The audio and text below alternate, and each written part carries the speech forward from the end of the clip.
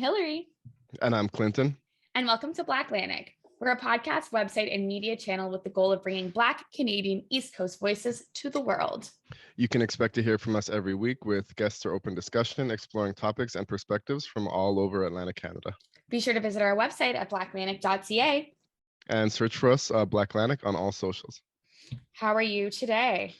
I'm pretty good. Finally enjoying the sun after a few days of rain, doing my farm boy stuff, trying to fix my broken tractor. I've been under the tractor all day. It's wild. I had like my guinea fowl birds watching me. But no, I'm good. I'm still adjusting to being back from Toronto and all that entails. Getting stuff done though, feeling motivated. Had a good week, no big news, but yeah, I'm good. How are you? Good. I'm tired, but I'm good. Friend of the show, Meredith Batt, was here. Their book, Lennon Cub, they're giving a talk about it today and participated in a queer symposium. And so last week I went to part of the symposium art gallery and we did dinner twice. I finally went up the CN Tower yesterday for the first time with them and ate at the 365 restaurant, as well as went to the ferry to go to the Toronto Islands for the first time ever too, even though I've lived here for 3.5 years. So that was really nice and a very good time. Other than that, yeah, it still feels like adjusting from being home. And this week there's 4 events going on, as you know, in my life. So I'm just trying to get to Canada Day so I can rest. That's how it feels anyway. I'm looking forward to Canada Day. And yeah, actually that reminds me, I did do stuff this week. Earlier on in the week, there was an Indigenous fair hosted by the people of Fort Folly, which is a Indigenous reserve near me. It's the smallest reserve in New Brunswick. It was over in Sackville. It was nice. There was a lot of people dressed in traditional garb, drum circles, craft tables, and such like that. Sally and I learned a few dances and got involved in what we thought was a couple's dance, but it was like a competition where we had to dance with a potato on our foreheads and do all these twists and turns and jumps, and we won. I also went out to a fair this weekend in Dorchester, trying to get more involved with my village community people. Not a lot of people, farmers and other interesting people working on some cool stuff out here. That's so exciting. You just kind of in there that you won the potato dance? Yeah, $40. Yeah, well, good job. It was oddly impressive. We had to both jump off the ground at the same time with the potato on our forehead. I don't know who's interested in this, but the point was we got exposed. I don't know how much of Indigenous culture that particular competition was a part of, and maybe there is some kind of couples things in anyways. I did more than I said. Hey, that's super cool. I'm proud of both you and Sally for winning. It sounds so weird. Okay. That's hilarious. Yeah.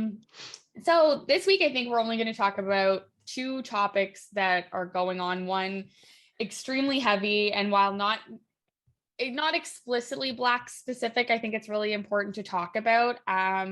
In the States, Roe V Wade was overturned, and we'll explain more about what that means in a second. And then the other hot button topic this week for New Brunswick, which is my favorite topic, the one I always seem to come back to talking about, is stuff involving Commissioner of Systemic Racism. This time, Manju Verma's one of 2 of her employees is stepping down and will have resigned as of, I believe, July 4th. And you gave some insight into what's going on in an article with CBC, but also I was not surprised by the insight. So I don't know how much of shocking information it was. But those are the 2 topics we're going to be discussing this week. Do you have a preference with which one we start with first? No, you can jump into whatever one you prefer. Let's get the Roe v. Wade one out of the way. I feel like I want to end angry and start sad. And I'll only say what I know. We're both tired, and I didn't do a lot of research before this, but I'll say what I know about Roe v. Wade. I know that it is a bill, I believe, or legislation that was passed in America, I think in 1973, about 50 years ago, that essentially protected the right to an abortion for all of the United States of America. So it did not matter what each individual state did. The whole of the country had a right every woman, person with a uterus had a right to an abortion.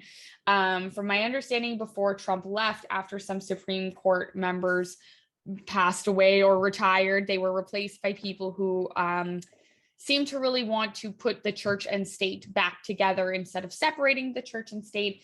And so in leaked documents that were leaked early May, because it happened the same day as the Met Gala, it had already been leaked that the Roe v. Wade would end up being overturned. And I think yesterday or the day before, no, sorry, last Friday. So at this point of recording, about 5 days ago, it was successfully overturned by the Supreme Court of America. And what this means is that any of the more Republican states most likely will make it so that abortion is illegal or much more difficult to achieve in a safe and humane way.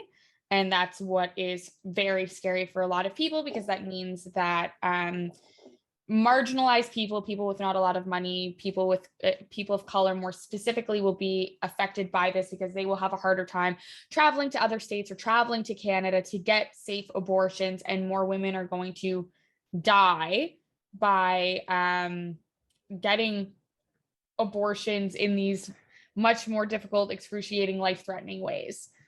I guess I'll ask you your thoughts before I end up crying. Well, you can go first, actually, because I think this is, if that's okay, if this is, Yeah, I think that it's very it's horrifying. I don't know, I've seen memes and jokes about this for since Trump got elected, that America just continues to go back in time to the 1940s, the 1950s, and this is very scary as a woman and as a woman of color.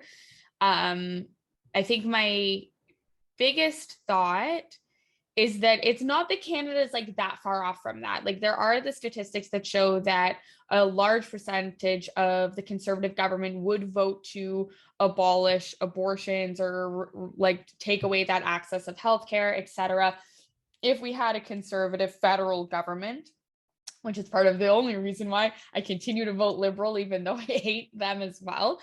And in New Brunswick, Clinic 554 was shut down by Blaine Higgs, and it was one of the very few safe independent clinics where you could get an abortion in New Brunswick. And there continues to be petitions about that, and people trying to find ways to either bring it back or get safe abortion rights for women in New Brunswick. And so again, it's one of those situations where we continue to look at the states and be in shock and awe of how archaic they are, when Canada is really not that far off.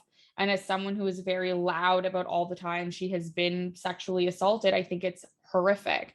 I can't imagine being my current age and getting pregnant and it being there being health issues and needing to abort just for a health concern and not having that option. Also can't imagine when I was 22 and getting sexually assaulted, if that would happen and I was stuck with that baby. It's absolutely upsetting. And I feel very bad for America. And I don't understand. I don't understand. If no one can overturn the Supreme Court, then I just don't know where they go next. And also I specifically wanted to speak about Roe v. Wade, but there's been several other things this week as well that the Supreme Court has done that are very concerning. I think they've said now that if homeroom teachers want to, they can lead their classes in prayer and all of this stuff. And now they're really going back to the church and schools are one, which is ridiculous. And people keep saying well, if a Muslim person started to try to lead their class into prayer, I bet that they would revert it really quickly. But I don't know what's going on down there. Very, very concerning. Yes. All of that. Was the Roe versus Wade decision completely overturned, or is there one final step? I think it's completely overturned. Okay, yeah. I So did not back think when there was more. I think you're right. I just wasn't sure. I was reading something earlier this morning that had me confused. But when Trump was elected and when Trump was trying to stack the Supreme Court, these are some of the issues that people knew were going to come up and were going to be concerned. What are their names? Amy Coney Barrett, as well as what's his name, Kavanaugh. Yeah, they were interviewed, and they had a lot of answers that tried to lead people to believe that they wouldn't go in this direction. And there was a lot of doubt, and it kind of got brushed under the rug. And now these issues are coming back up. There's certainly many aspects of abortion that people don't consider when having this argument. They just simply consider. They like to play the image of the teen girl, not even acknowledging the guy, but the teen girl or the young girl that has sex and gets pregnant and aborts the baby, and how quote unquote irresponsible that is. But it doesn't take into account things like rape and ectopic pregnancies, and pregnancies in which the mother is almost certainly bound to die. Um, it certainly should be, a woman's right to make that decision, regardless of what your opinion is on abortion, whether or not you think abortion is killing a baby or not. Even if you do think it's killing a baby, it should still be the woman's right to choose. This is certainly not only an attack on women, it's an attack on people of color and Black women, like you said. This is going to affect disproportionately people of color, people in lower socioeconomic economic statuses in certain neighborhoods, with lower incomes, especially in the states where health care is not covered by taxpayer money. 13% of the women in America are Black, and for reasons I'm not aware of, 36% of the abortions performed in America are of Black women.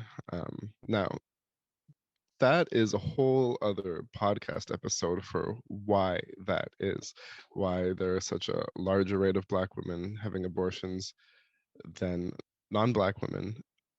But we also know that Black women face a lot more issues with childcare, childbirth. They have a much higher risk of dying in America trying to give trying to give birth to a child. Again, for some of those same reasons we just mentioned: housing, socioeconomic status, job, and just general health.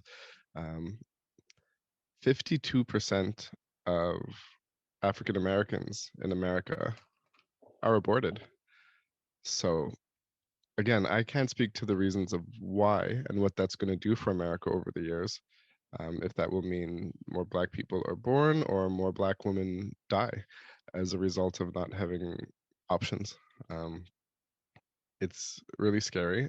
So for people who live in Republican states, it's almost an absolute that they are going to lose access to those services. But in a lot of ways, um, people will die simply from trying to get abortions done in like underground, shady black market clinics as well. I don't think it's going to necessarily stop the amount of people who try to get abortions. It's just going to make things a lot more dangerous for them. This is not the same thing, but it's like the needles in parks argument. Like, when you have a park littered with an area of the city where there is a lot of homelessness or drug use and crime, do you just ignore it and leave it alone? Or do you provide safe boxes for um, drug users to put those needles so that children are safe? Um, Again, don't, it's not the same argument, but it's similar. Like, people are going to try to get abortions anyways, and now it's going to make it a lot more dangerous for them. No, it's not, definitely not this. It's an apples to oranges, but like the idea of safe supply and just giving people the resources they need to live in a way the lives they want. Like, you're not going to make these women not still want and or need abortions. That like fundamentally is 100% correct. What was pointed out to me last week, because for the first time ever, I did Sober Black Girls Club, which is something I've wanted to participate in a very long time. It's an American group of women that are women, femme, or queer presenting, who are also all sober, who meet. And so there was a couple people in Canada, but mainly in the States, and it had just been announced that day. And they pointed out the fact that the sentence I heard, it was crazy to me because I've never been in an all Black female like group of something, and so I had like the best time and I thought it was wonderful. But they straight up were just like, yo, fuck those white women. And I was like, oh, we're speaking this way. I'm from Moncton, we don't speak this, like I've never been in a group of women to talk like that. But they straight up were just like, fuck these white women because Black people have never had bodily autonomy, and it's up to white women to have defended and fought harder for this. And they were just saying that, like, as a collective, it feels like Black women in the States are just tired because they've been fighting for their own bodily autonomy for every single thing that they do all of the time outside of just abortion, and that this would have been the one time for these like white women allies to step up and try to do something about this, but nothing was done. Granted, being someone who lives north of the border, I don't know what could have been done. I don't know how many white women protesting would have changed anything in the Supreme Court's mind, because as I was sort of saying before, I guess politically there's nothing higher than them, and so nothing can be done, even though to me this is like archaic and obscene and disgusting. But it was interesting to hear of other Black women just being like, white women should have fought harder for everybody. Because ultimately it's going to be poor white women and any racialized woman who suffer the most. It's been that's an interesting perspective. It's been a huge debate in Canada and the States and probably other countries for decades, if not over a century now. Abortion is always going to be a hot topic issue. I wonder how many women and white women would have fought, because just like with the elections, it's an issue America is divided on, and you have a lot of Republican states, and especially Christian or Christian pretending people who are highly against it for religious reasons. And decisions like this in the States make a lot of people happy. Not only the men, make a lot of women happy. So I wonder how many there would have been to fight to begin with. I don't know. I saw a video of some white female politician saying that it's up to the woman to monitor her semen intake. And I was just like, what does that mean? That are just so ridiculous. Yeah. Like, that's not a thing. That's not how it works. Like, you can't, what? That's not fair. It's just not fair. Women are not even close to exclusively responsible for pregnancy. And a lot of times, even when it's not sexual assault or a rape, it is not their fault in any way whatsoever.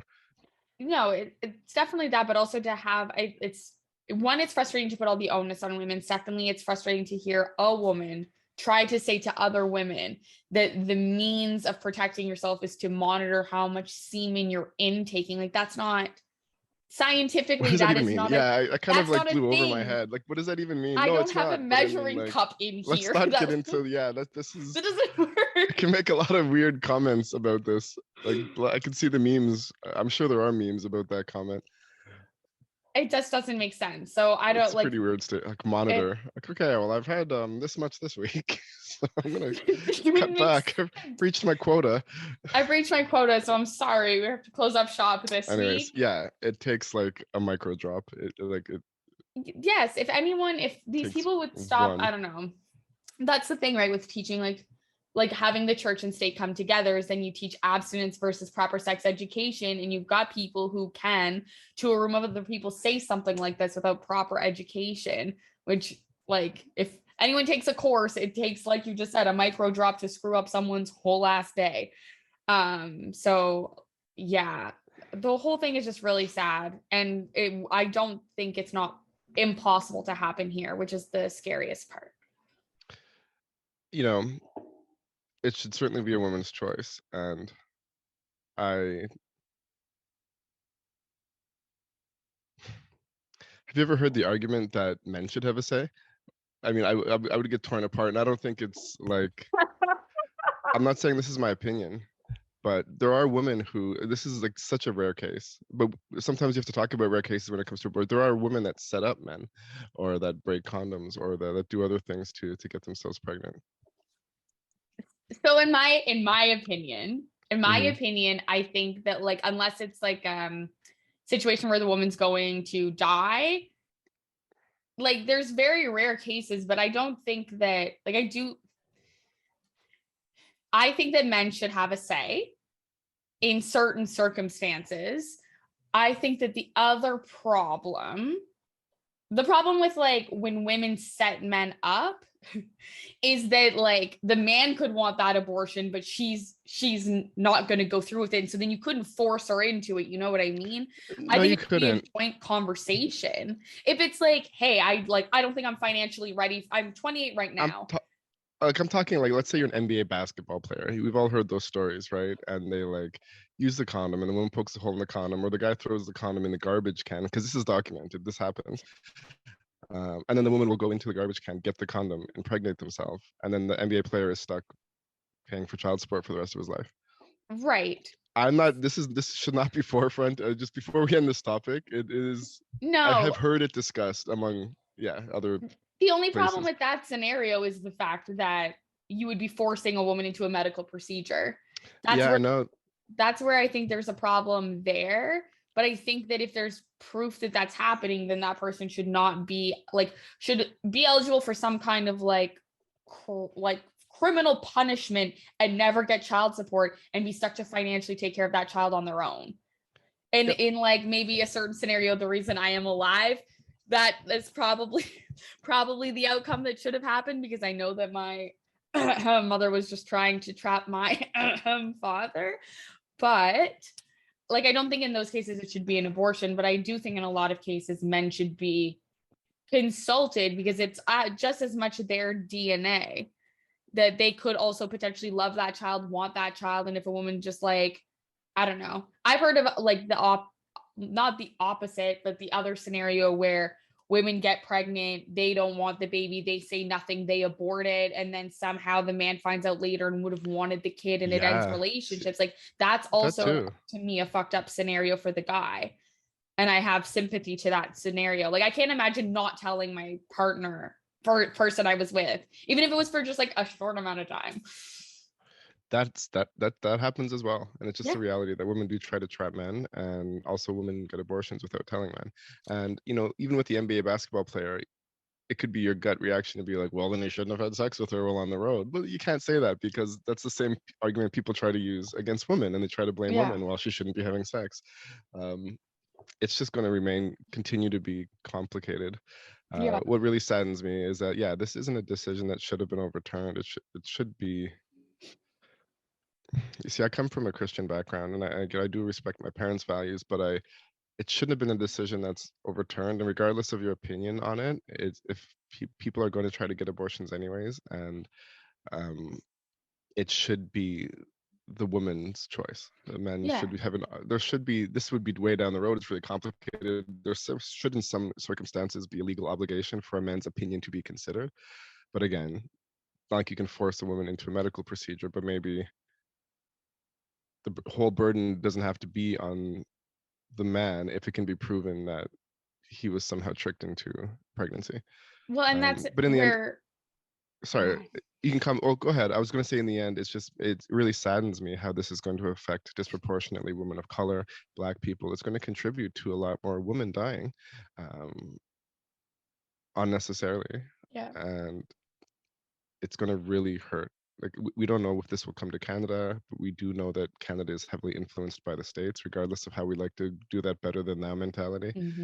And it's just a sad day for people who, for whatever their reasons are, want to live a life where they don't have a certain child if they get pregnant.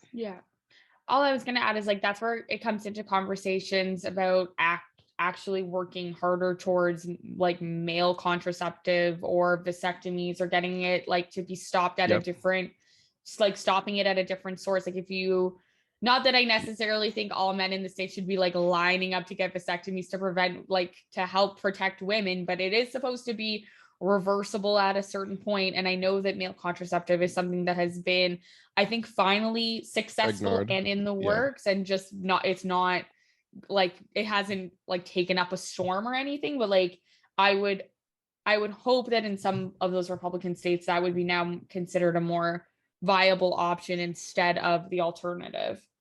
I agree with that. because women's contraceptives, especially things like birth control and IUDs, they can actually be incredibly damaging and dangerous to a woman. There Yeah. are physical dangers, and not only that, they can cause blood clots in certain women, extreme hormonal and emotional changes, and I don't know the long list, but I know there are a lot of serious health concerns for women who take birth control that get completely ignored because women's health is ignored in general.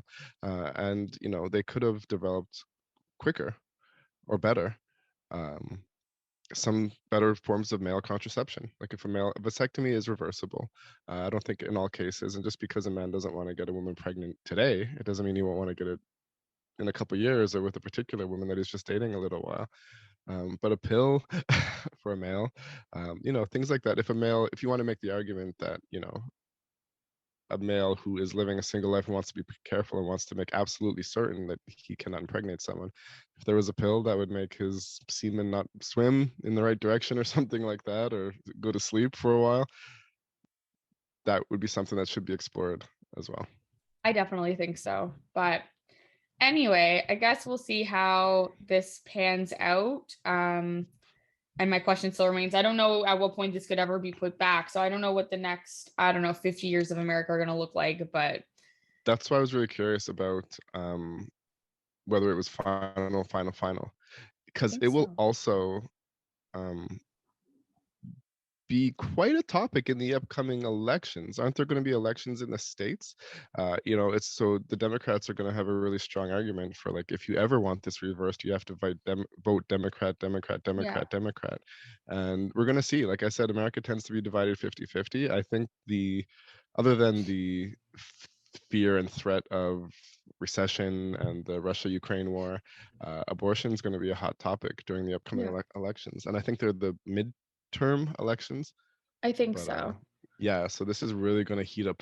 Politics are going to be more heated than we've seen in a while this fall. The other thing too, I think that Roe v. Wade affects is like an element of privacy as well, from my understanding, because now what they're saying is that doctors and like judges, like you're like they're telling women your period tracker app could be subpoenaed, in which case where you like input where your period's been, but like those apps also Yep. allow you to track like anything you want. You can type in notes like who you've slept with, how promiscuous you've been, how many people you've slept with, whatever. And so now like one of the first apps I saw on TikTok has developed like data encryption so that they can't be subpoenaed, but like that can go down the line to affect different illnesses, privacy, etc., in just like medical health in general.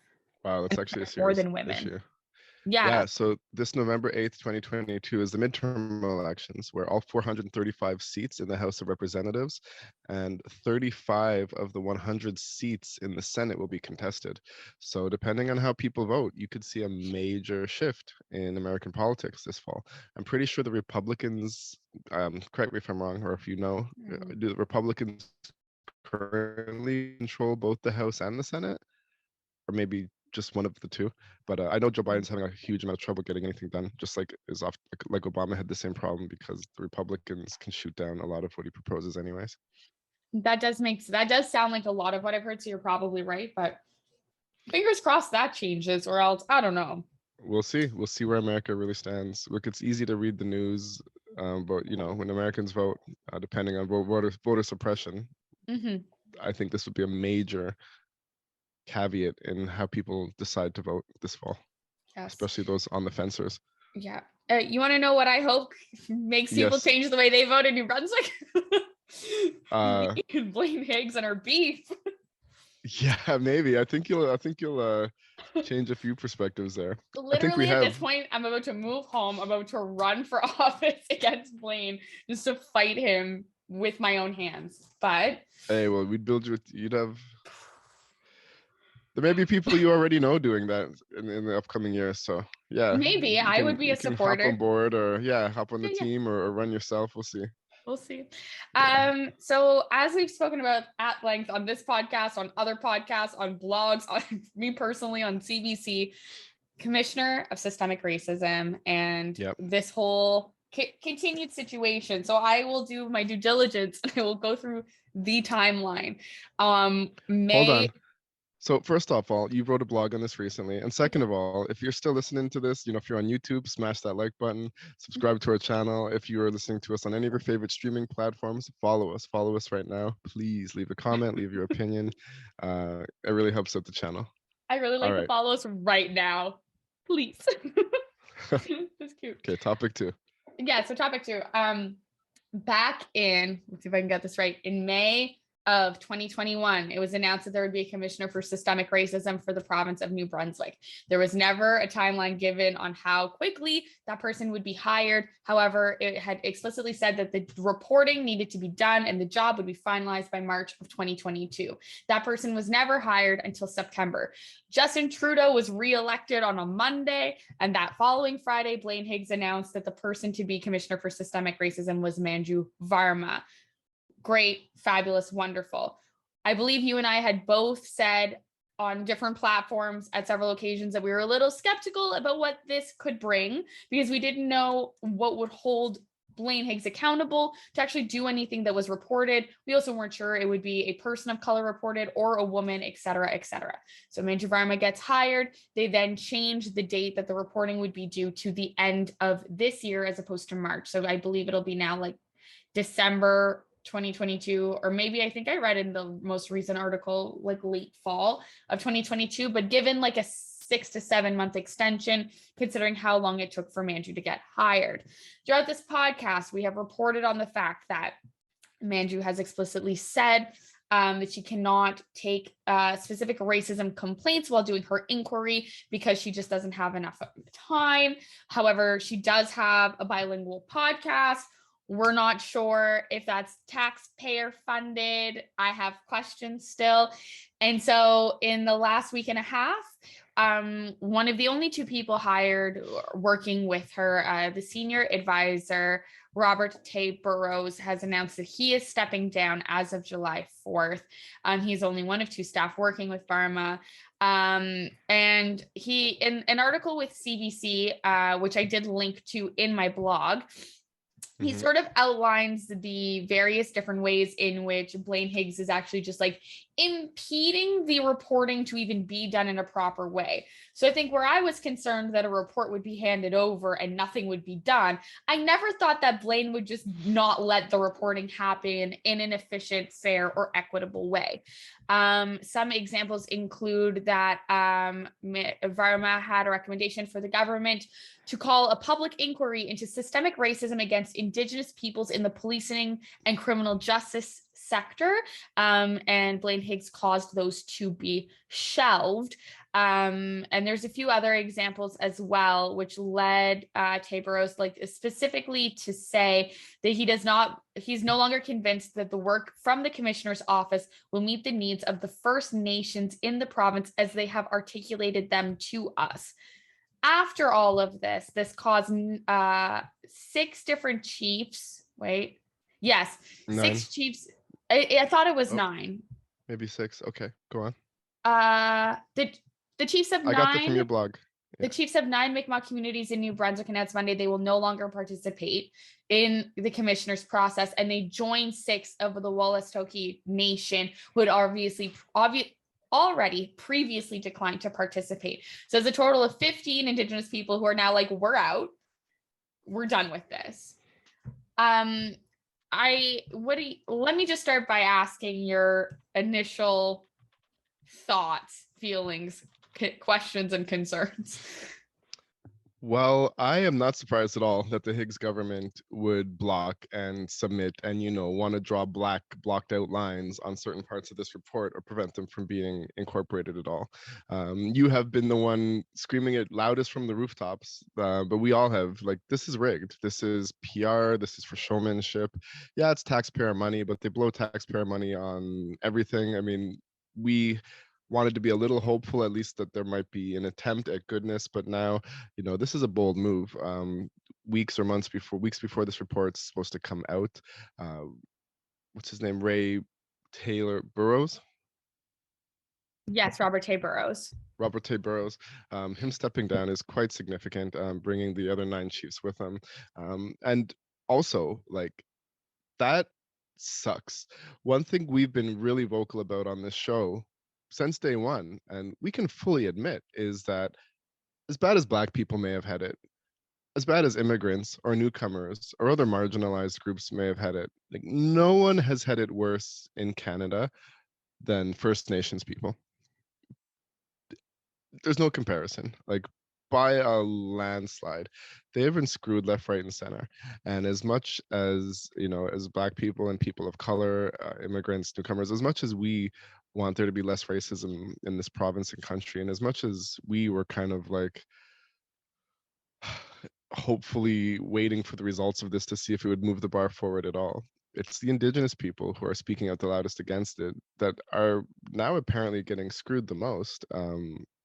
And are refusing to take part of it because they don't feel like Manju is making a report for Higgs. They feel like he's working alongside Higgs to put out an on true and an on factual, like a report that doesn't actually reflect the real needs, concerns, and steps for First Nations people to help eliminate systemic racism in this province. It's really depressing. It sucks. Like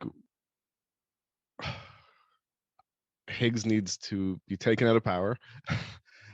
He's racist. I have told people that when Higgs first got elected, even though he was conservative, there was something I liked about him. I liked he had this like cocky swagger, badass, rebellious, like he did. He had like a he did. You ever seen him talk, and he seemed to be like he was going to be a good politician. But very quickly after, I started to realize how racist he was. This is months after he got elected, and the evidence just kept building, and now it's almost unarguable. Like this man is an absolute racist.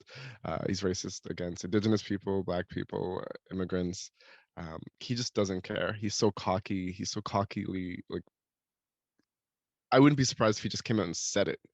Said it himself. Like, yeah, so what? I am. Who cares? You guys are all crap. White people rule. Like, I would not be surprised in the slightest if he said that. And he's probably said it behind closed doors. We don't like Bligs on this channel. Bligs. We don't like Higgs. Oh, we had a funny name. Blame Higgs.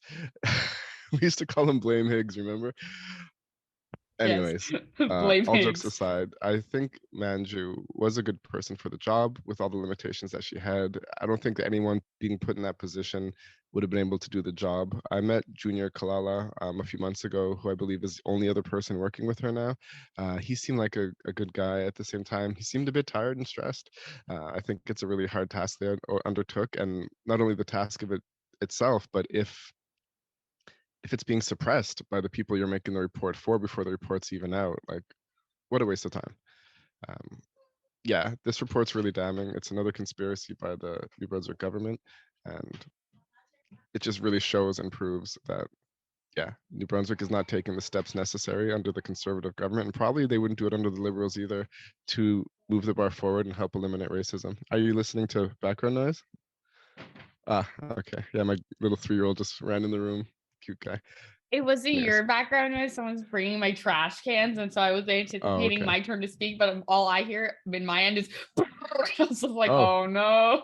Couldn't hear that at all. That didn't pick up. I stayed on mute until now. Anyway, Gotcha. Yeah. were you done your point? I'm done. Yep.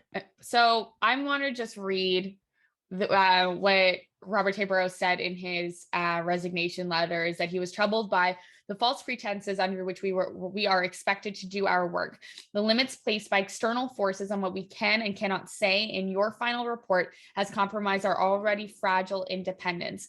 It remains unclear to me that the leadership of this government can respect your independence, which raises my doubts that it will, if it ever intended to, receive your recommendations in good faith and with an open mind. Hear it now. I think that it to me is so upsetting and sad because, like I said, when I was reading everything else before, I think we all knew that this was going to be rigged, but rigged in the sense that I expected Blaine to look at the finished document, tear it up into 4, throw it in a waste bin, and just never do anything about it.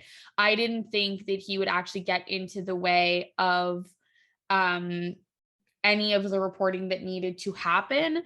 As you outlined, I do feel, as a Black queer Acadian woman, that the Indigenous people have had it worse than any of those minorities I am an intersectionality of.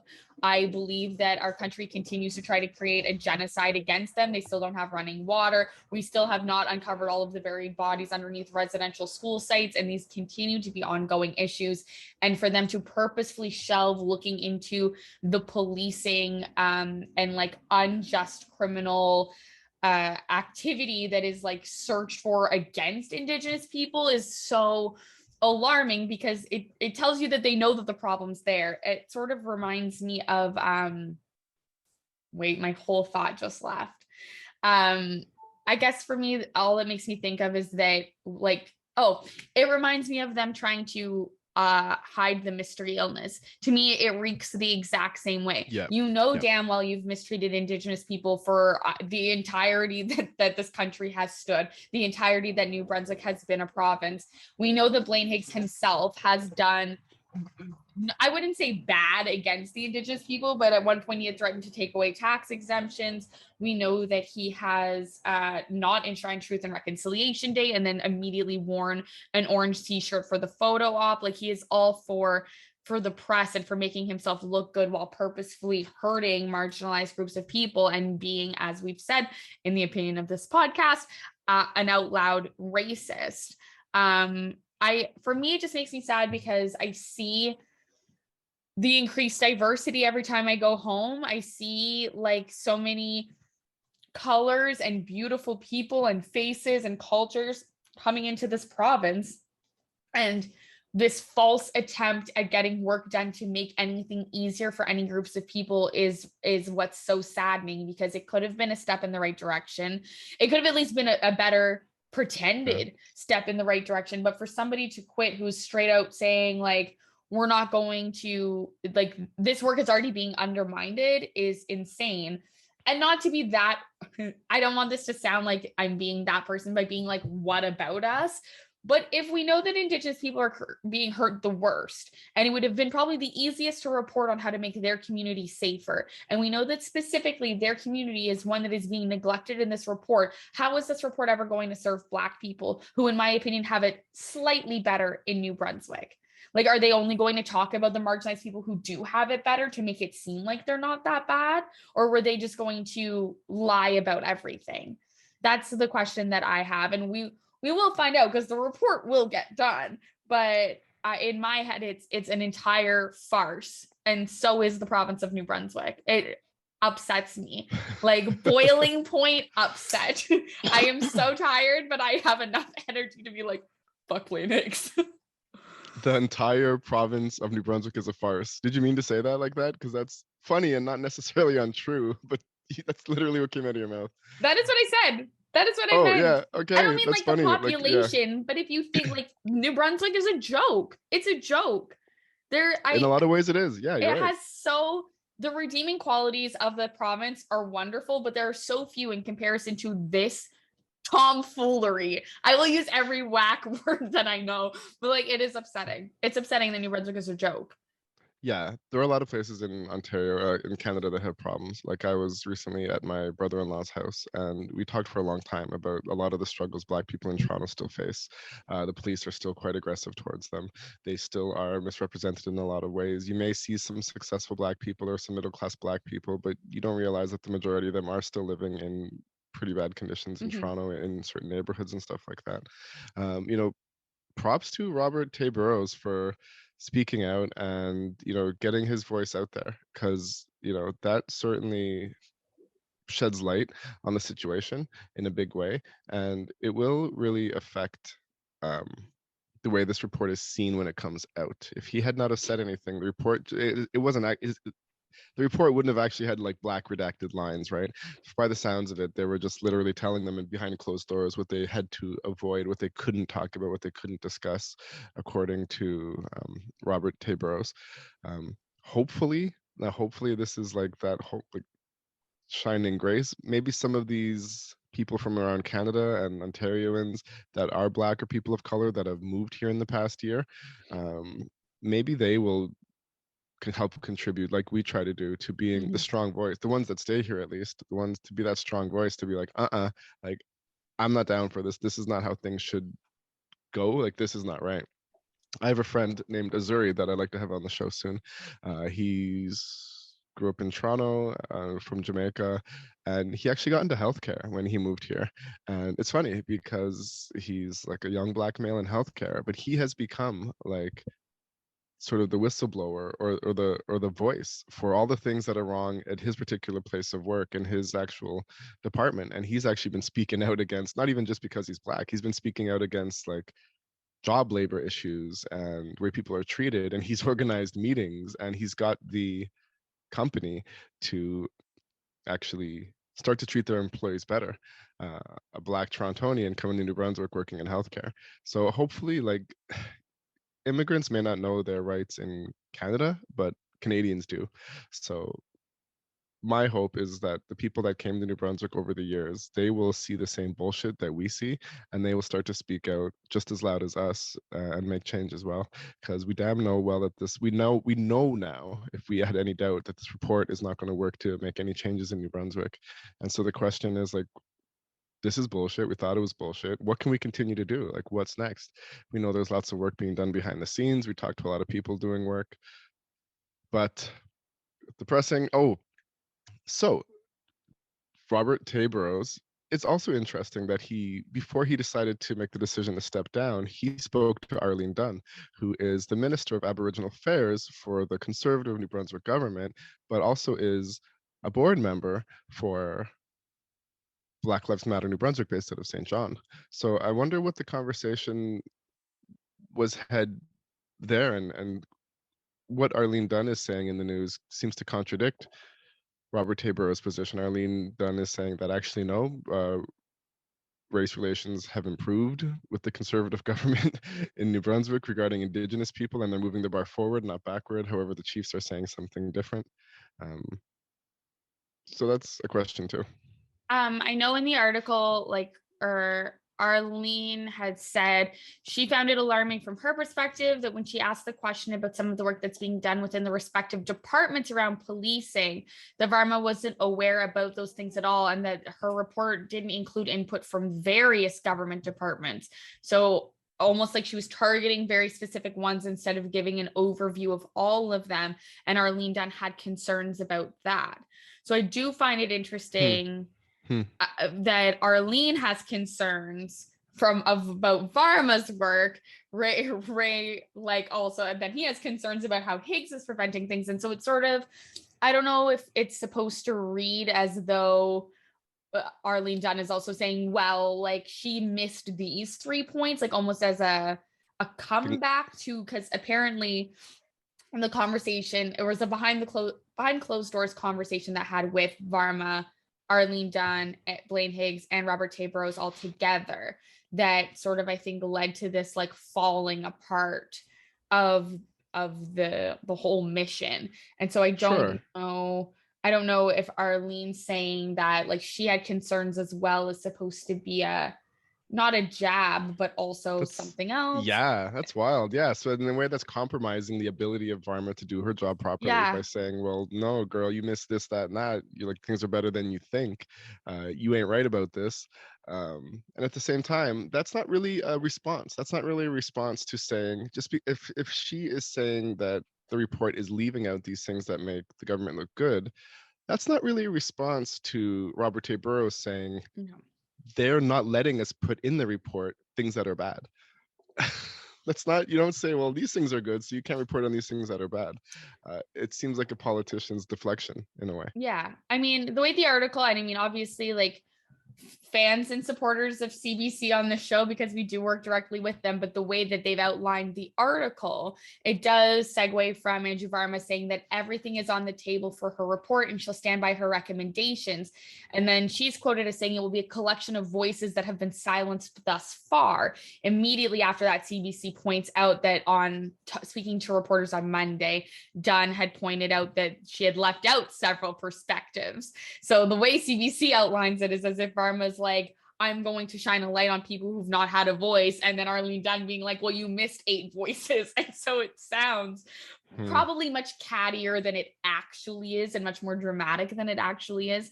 But it is interesting to hear an invalidation from the government of Varma, an invalidation from Robert Tay Borroughs of the government. Like everyone is saying that the report is going to be null and void because it's not honest. Whether you're Arlene Dunn saying Varma's missing something or you're Robert Tay Borroughs saying that Varma can't be honest. Like most things, it's complex. But the government, if that's the case, the government, if she puts out a report, the government can be like, oh, we want to add this after. Like there shouldn't have been a discussion of what they couldn't put in there. She's hired to do the job. There shouldn't be any, she's not working for them. So there shouldn't be any direction on how she makes her report. That's how I feel. Like from my understanding and hope, like the commissioner, like you're supposed to do an inquiry. You're paid by taxpayer dollars. It's interference. It's conflict of interest. Yeah. That's how I feel, 100%. So, but we always knew. So it's a crock. It's a it's already a joke. Yeah. It's a crock. Yeah, it's all a fraud. You did bring up something though that I will mention briefly before we wrap up is that the when you spoke about like Toronto and stuff, did you see the report that the police gave out here that said that crime towards racialized Black people was up something like 230%, like just disproportionately. And so then they had to apologize before releasing the report because it's something insane.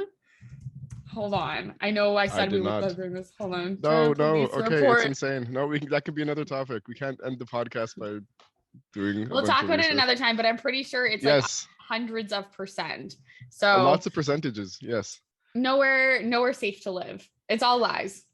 I was in Toronto and I witnessed some crazy stuff just in my 4 or 5 days there. My daughter witnessed like a street fight in which someone whipped a cane at her and she had to dodge out of the way to be avoided. My sister, who wasn't even with me on my trip, just got back.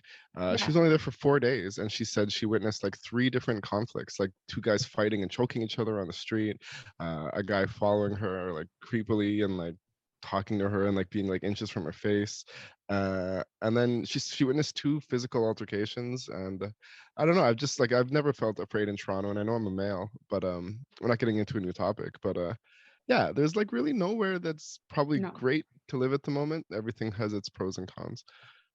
But I agree. I mean, yeah, Toronto has been a lot recently. And a lot of people are blaming it on the weather, the lockdown, the barriers people are facing, the tearing apart of encampments. And like, it is very much, it's a complex situation that the government has put us in, whether you are the increased homelessness in Moncton and all the people who are getting free bus tickets from Fredericton and St. John to go to facilities in Moncton, and then they have no place to go because that's, from my understanding, the homelessness crisis at home versus here. It's no good anywhere. That's what this episode is going to be called. There's no place like home. There's no place. All right. Well, thank you to everyone for listening. Once again, if you're listening to us, like us wherever you are. Follow us on Facebook, Instagram, TikTok. If you haven't heard, our TikTok shot past 10,000 followers recently. It's probably somewhere close to 12 or 13 by now. Follow us on Spotify or Apple, wherever you listen to us, and on YouTube. We really are trying to grow this YouTube channel slowly but surely, so like and subscribe, and thank you again for watching. Anything else? If you use Fountain, apparently you can listen to us and like boost us through like crypto stuff. And we signed up because we're cool. I feel like that's how I feel.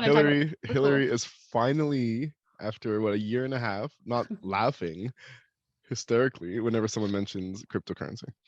I laugh because I didn't understand, and I get uncomfortable when I don't understand things because I like to be the smartest person in the room.